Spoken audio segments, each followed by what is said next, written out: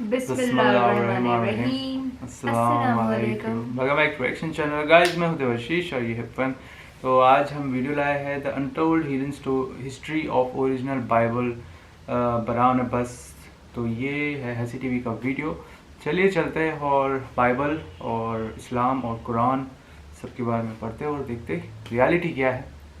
Now, this is quite a discovery. Fragments of a biblical scroll. Turkish authorities have confirmed that an ancient Bible thought to be 1500 years old. The discovery of Bible written 1500 years ago has revealed many secrets to the public. The Gospel of Barnabas found in Turkey during the anti-smuggling operation. Many of its teachings are matches with those in the Quran and oppose the Bible, especially the New Testament. This Bible recognized Jesus not as God or Son of God, but merely as a prophet who delivered God's words. The Gospel of Barnabas claims that instead of Jesus, Judas was crucified and Jesus was ascended to heaven while he was still alive. Chapter 39 of this Bible predict the upcoming prophet and mentions his name as Muhammad. मुसलमान तमाम अलामी किताबों पर ईमान लाने के साथ साथ सिर्फ कुरान पाक को ही महफूज हालत के अंदर मौजूद अल्लाह का आखिरी कलाम मानते हैं, जो कि क़यामत तक के इंसानों की हिदायत के लिए ऐसे ही मौजूद रहेगा। इससे पहले कि तमाम अलामी किताबें अल्लाह का कलाम तो हैं मगर अपनी असली हालत के अंदर मौजूद नहीं है। मिसाल के तौर पर तौरात और अंजील, इन दोनों अलामी किताबों की खासियत ये थी कि ये मुस्तकबिल के अंदर आने वाली नई शरीयत या अल्लाह के रसूल की आमद को पहले ही इनके नाम और निशानियों के साथ बयान कर दिया करती थी, जैसा कि आसमानी सहीफों के अंदर हज़रत मूसा अलैहिस्सलाम की आमद की पेशन गोई का जिक्र था, जो कि बनी इसराइल को इस वक्त के फ़िरौन मिस्र की 400 साल की गुलामी से निजात दिलवाएंगे। इसके बाद तौरात में अगले रसूल हज़रत ईसा अलैहिस्सलाम की आमद की पेशन गोई की गई थी, जिन्हें यहूदी कौम ने दज्जाल कहकर सूली पर लटकाने की कोशिश की और अब तक इस मसीहा के इंतज़ार में हैं, जो कि असल में अब की बार असली दज्जाल होगा।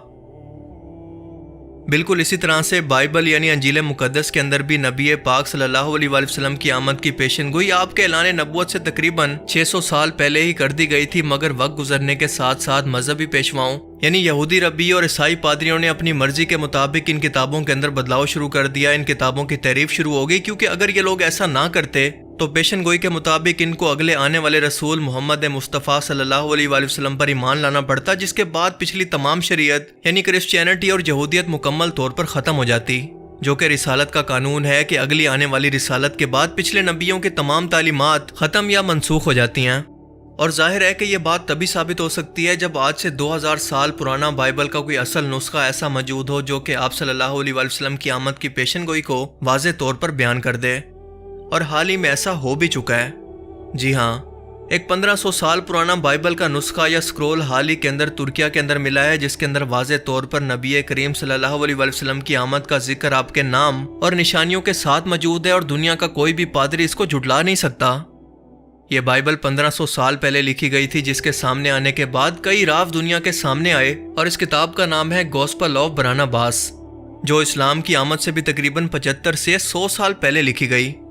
तुर्किया में मिलने वाला ये नुस्खा दरअसल गॉस्पेल ऑफ बरानबास की एक ट्रांसलेटेड कॉपी है, जो कि असल में इब्रानी ज़बान के अंदर आज से 2000 साल पहले लिखी गई। क्रिश्चियनिटी के अंदर आज भी इस किताब को ऑथेंटिक नहीं माना जाता, क्योंकि इस बाइबल के असल नुस्खे के अंदर वो तमाम चीज़ें मौजूद हैं जो कि कुरान करीम के अंदर बयान है। यानी हज़रत ईसा अलैहिस्सलाम को सूली पर फांसी नहीं दी गई थी, बल्कि इन्हें जिंदा आसमानों पर उठा लिया गया था। वो अल्लाह के बेटे नहीं है, उन्होंने कभी भी इस चीज़ का दावा नहीं किया। वो सिर्फ अल्लाह के पैगम्बर थे, जिन्होंने बाकी पैगम्बरों और रसूलों की तरह अल्लाह का पैगाम अपने लोगों तक पहुँचाया।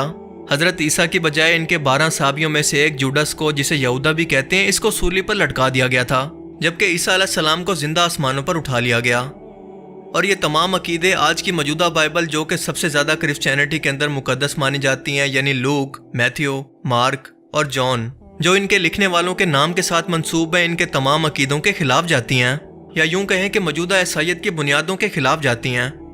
बरनबास एक ऐसी अंजील का नुस्खा है जिसे खुद हज़रत ईसा अलैहिस्सलाम के असल सहाबी, जिसका नाम बरनबास था, इसने खुद लिखा, जो कि हज़रत ईसा अलैहिस्सलाम पर ईमान लाने वाले 12 सहाबियों में सबसे पहले लोगों के अंदर शामिल थे। और इसी किताब के अंदर हज़रत ईसा अलैहिस्सलाम की ज़िंदगी के हालात व वाक़यात बहुत तफसील से मौजूद हैं। इन वाक़यात के अंदर खुद बरनबास शामिल था, जिसका असल नाम यूसुफ और इंतहाई नेक होने की वजह से इसका नाम पड़ गया था बरनबास। یہ ان کے خود کے آنکھوں دیکھے حالات ہیں جو کہ اس کتاب کے اندر لکھے ہیں، لیکن آپ کو یہ جان کر حیرت ہوگی کہ آج کی چاروں مستند انجیل مقدس جو کہ حضرت عیسیٰ علیہ السلام کے ان 12 صحابہ میں سے باقی 11 کی لکھی ہوئی نہیں ہیں، بلکہ صرف روایات اکٹھی کر کے لکھی گئی ہیں کہ فلاں نے فلاں سے سنا اور اس نے آگے فلاں سے سنا جس نے ڈائریکٹ حضرت عیسیٰ علیہ السلام سے سنا، جو کہ سچ ہے یا جھوٹ اس کا کوئی پیمانہ نہیں۔ برناباس کو لکھنے کے بعد اس کا ترجمہ رومن حکومت کے اندر اٹالین اور اسپینش زبان کے اندر کیا گیا تھا۔ یہ انجیل مقدس عیسائیت کا وجود خطرے کے اندر ڈال دیتی ہے، جس کے اندر موجودہ عیسائیت کی بنیاد کھڑی ہے، یعنی حضرت عیسیٰ علیہ السلام اللہ کے بیٹے نہیں تھے بلکہ اللہ کے پیغمبر تھے، اور ان کے بعد محمد صلی اللہ علیہ وآلہ وسلم کی تشریف آوری ہونے والی ہے۔ حضرت ابراہیم علیہ السلام نے اپنے جس بیٹے کو قربانی کے لیے پیش کیا تھا وہ حضرت اسحاق نہیں تھے بلکہ اسماعیل علیہ السلام تھے، جن کی نسل سے محمد رسول اللہ صلی اللہ علیہ وآلہ وسلم تشریف لائے۔ حالانکہ بنی اسرائیل قوم کی رسول اللہ صلی اللہ علیہ وآلہ وسلم کا انکار کرنے کی ایک وجہ یہ بھی تھی کہ آپ انبیاء کرام کے سلسلے یعنی حضرت اسحاق علیہ السلام کی نسل سے نہیں تھے بلکہ حضرت ابراہیم علیہ السلام کی نسل سے تھے، اور یہود و نصارہ آج بھی یہ مانتے ہیں کہ حضرت اسحاق علیہ السلام کو اللہ کی راہ کے اندر قربانی کے لیے حضرت ابراہیم علیہ السلام نے پیش کیا تھا، جو کہ سچ نہیں ہے۔ اسی لیے کرسچن پادری اسے صدیوں سے اپنی عوام سے چھپاتے آ رہے ہیں، اور یہ انجیل بتاتی ہے کہ اس کے علاوہ ان سب بائبل کی کتابوں کے اندر وقت کے ساتھ ساتھ بدلاؤ اور ملاوٹ کی گئی ہے۔ آج بھی کرسچن پادری اس کا جواب دینے کی بجائے اسے بائبل کا اسلامک ورژن کہہ کر اس کا انکار کرتے ہیں، جو کہ بہت ہی لاجیکل سا جواب ہے، کیونکہ اگر ایسا ہوتا تو باقی انجیل کے نسخوں کو بھی بالکل اسی بنیاد پر مستند نہیں مانا جا سکتا، اور اگر واقعی ایسا تھا تو آج یہ کتابیں ہر مسلمان عالم کی لائبریری کے اندر موجود ہوتی، اسے پڑھایا جاتا اور اس کی تبلیغ کی جاتی، پر اسلامی تاریخ کے اندر کہیں پر بھی کسی بھی لٹریچر کے اندر اس کا ذکر نہیں ملتا۔ اور ویسے بھی سوچنے کی بات تو یہ ہے کہ رسول اللہ صلی اللہ علیہ وآلہ وسلم کی آمد سے تقریباً 75 سال پہلے کون سا مسلمان موجود تھا جس نے یہ کتاب لکھی؟ ترکی کے اندر سمگلنگ روکنے کے لیے تلاش کے دوران ایک کلیکٹر کے پاس سے یہ نسخہ اتھارٹیز کے ہاتھ لگا، جو کہ کسی جانور کی کھال پر سونے کے پانی سے لکھی گئی تھی، جسے آج بھی ترکی کے ایک میوزیم اینتینوگرافی میوزیم کے اندر رکھا گیا ہے۔ اس کتاب کے چیپٹر 39 کے اندر یہ واضح طور پر لکھا ہے کہ میرے بعد ایک اور پیغمبر آنے والا ہے جس کا نام محمد ہوگا، اور وہ نئی شریعت کے ساتھ آئیں گے۔ کرسچن پادریوں نے اسے اپنی عوام سے چھپانے کی بہت کوشش کی تاکہ ان کی دین کی ٹھیکیداریاں، ان کے عہدے اور ان کی عوام پر ان کا کنٹرول باقی رہے، یہ سچ دنیا سے چھپاتے رہے، لیکن سچ کی تو خاصیت ہی یہی ہے کہ وہ کبھی نہ کبھی دنیا کے سامنے آ ہی جاتا ہے۔ برناباس اس کتاب کے شروع کے اندر اسے لکھنے کی وجہ بیان کرتے ہوئے کہتے ہیں کہ میرا مقصد ان لوگوں کی اصلاح کرنا ہے، ان لوگوں کا ایمان بچانا ہے جو کہ شیطان کے دھوکے میں آ کر یسوع کو اللہ قرار دیتے ہیں، یعنی حضرت عیسیٰ علیہ السلام کو اللہ کا بیٹا بنا رہے ہیں،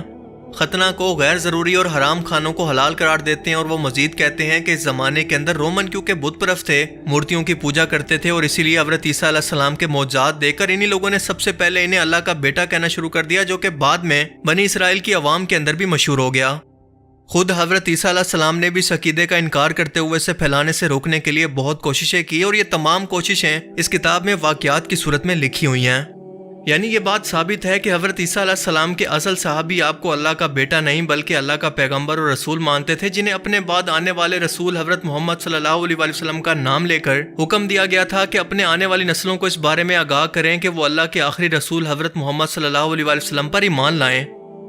اب یہ لوگ چاہ کر بھی اس ٹیکسٹ کا انکار اس لیے بھی نہیں کر سکتے کیونکہ اس کے ٹرانسلیٹڈ ورژن کو یعنی اصل برناباس کے نسخے کو ٹرانسلیٹ کر کے اٹالین اور اسپینش زبان کے اندر ٹرانسلیٹ کر کے لکھا گیا تو اس وقت 1500 سال پہلے کا ٹائم تھا، جو کہ رومن دور حکومت تھا، اور ہم سبھی لوگ جانتے ہیں کہ شروع سے ہی عربوں کی زبان عربک زبان تھی، نہ کہ اسپینش یا اٹالین۔ یہ دونوں زبانیں اس ٹائم کے اندر آج کے موجودہ یورپ کے اندر بولی جاتی تھی، جو کہ اس ٹائم کے اندر یعنی آج سے 1500 سال پہلے رومن حکومت کا حصہ تھے، یعنی کسی مسلمان کے تو اسے لکھنے کا سوال ہی پیدا نہیں ہوتا۔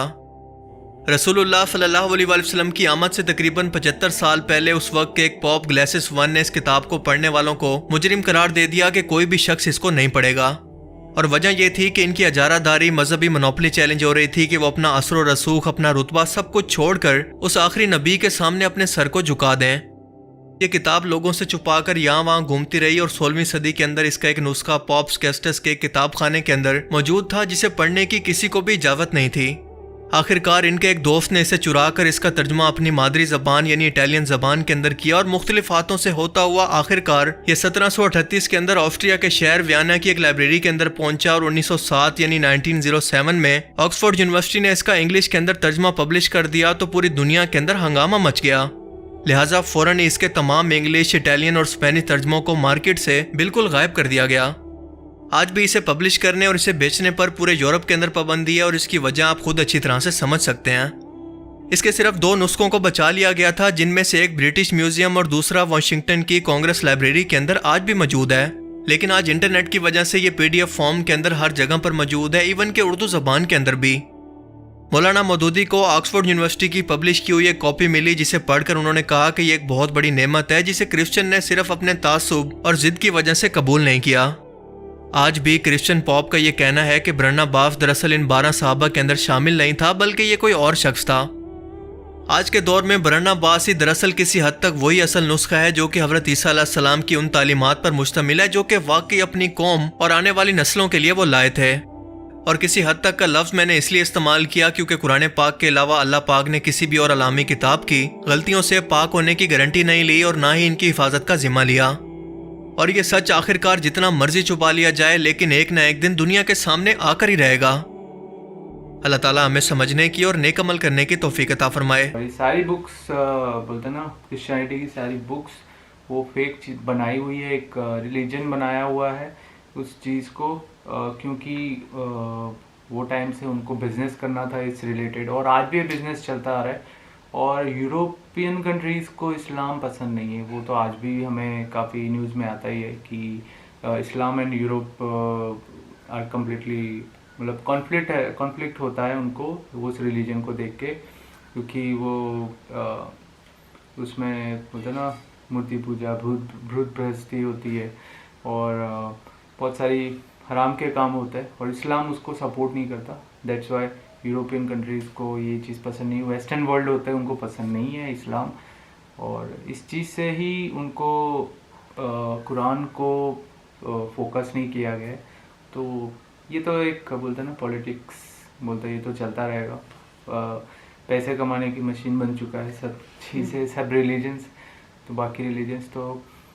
इससे समझ में आता है कि कुरान ही ऐसी चीज़ है, कुरान ही ऐसी बुक है जो आज तक बदली नहीं गई, ना ही उसमें कोई चेंजेस आए। बाकी सब बुक्स में चेंजेस तो आए हैं, वो रियलिटी है, तो मानो या ना मानो, आपको रियलिटी तो यही है, और नहीं मानना है तो भी चलेगा, मानो तो भी चलेगा।